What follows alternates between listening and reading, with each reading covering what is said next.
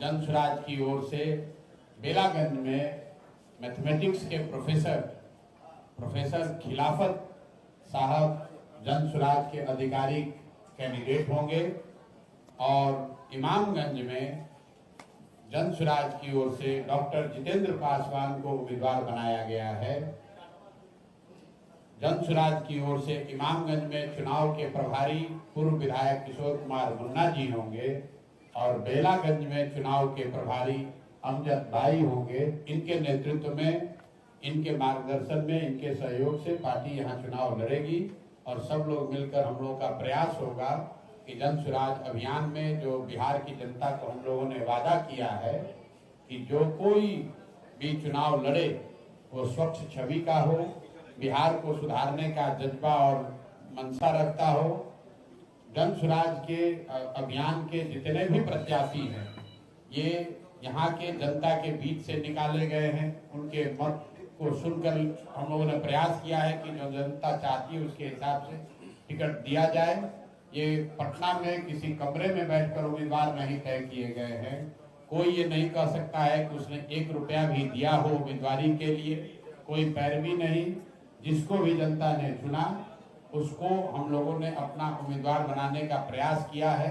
अब क्षेत्र की जनता पर है कि वो सही लोगों को वोट देती है या नहीं देती है। शराब के ठेके और दुकान बंद है लेकिन घर घर होम डिलीवरी हो रही है। वही शराब 4 गुना 5 गुना शराब ऊंचे दाम पर मिल रहा है। गलत और जहरीली शराब से बच्चों का, लोगों का जीवन भ्रष्ट हो रहा है।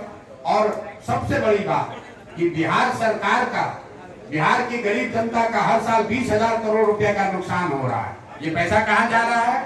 ये पैसा जा रहा है शराब माफिया के पास, ये पैसा जा रहा है भ्रष्ट अधिकारियों के पास, नेताओं के पास। राजद, भाजपा और जदयू के नेताओं से पूछिए कि कितने इनके नेता हैं जो खुद शराब का धंधे में लिप्त है।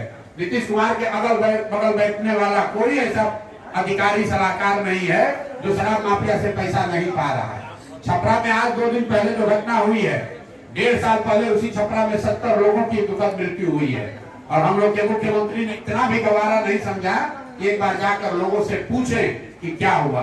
जब 60-70 मृत्यु होती है तो पत्रकार भी जगते हैं। मैं 2.5 साल से पैदल चल रहा हूँ। बिहार का कोई ऐसा पंचायत नहीं है जहाँ 2, 4, 5 लोगों की मृत्यु जहरीली शराब से नहीं हुई है। लेकिन नीतीश कुमार उस राजा के तरह हो गए हैं जिसको पूरे बिहार को मालूम है कि शराबबंदी फेल है, घर घर शराब मिल रहा है, लेकिन नीतीश कुमार का अहंकार है तो कह रहा नहीं शराबबंदी रहेगा, लोग मरे या जिए। ये उनका अहंकार है। मैंने पहले कहा है कि 3S, शराबबंदी, सर्वे और स्मार्ट मीटर, ये नीतीश कुमार के राजनीति के ताबूत में अंतिम 3 कील है। जो लोग भी इस बार जदयू के टिकट से लड़ेंगे उनको जनता दौड़ा कर मारने वाली है।